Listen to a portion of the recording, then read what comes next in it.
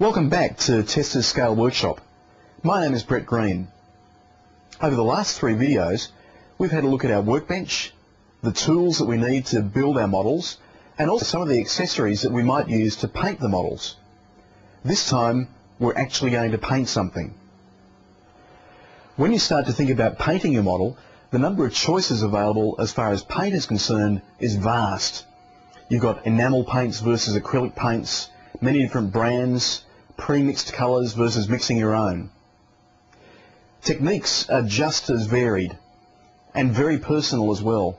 Some people want to get an ultra-realistic finish, some people are looking for a particular style.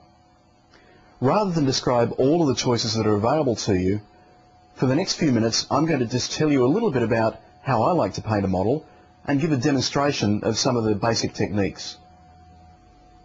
My preference for paints are acrylics. I'm using in this project Polyscale, but testers also make the acryl range of Model Master paints as well.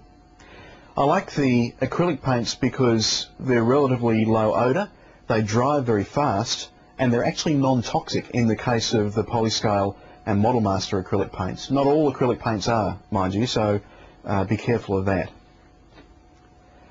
Today I'm using the Contempo airbrush from Aztek with the fine tip. In this case it's a light blue colour. We're provided also with a small plastic wrench which lets us loosen and tighten the tip, and that's actually provided in the set, so that's very convenient. It's also convenient to rest the airbrush back in its stand when we're adding thinners and paints. When you're thinning your paints, you have the choice of either using the Model Master acryl thinner or even using the Aztek concentrated airbrush cleaner. Now I actually prefer to use this as my thinner for Polyscale and Model Master acrylic paints, although in theory it's only as a last run through to clean the airbrush. It works extremely effectively, especially when you want to thin paints for very fine work.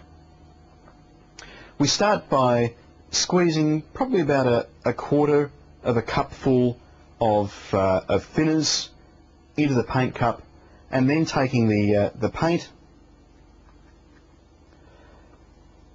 and, as I say, a ratio of about 4:1, just adding the paint there to the paint cup. The proportion is not set in stone because the thickness of the paint can vary pretty dramatically from jar to jar. What you're really looking for is a consistency of maybe a little bit thicker than full cream milk. So we can basically stir it up a little, stick here like this until it looks about right. One sign that I like is to effectively tap the stick against the side.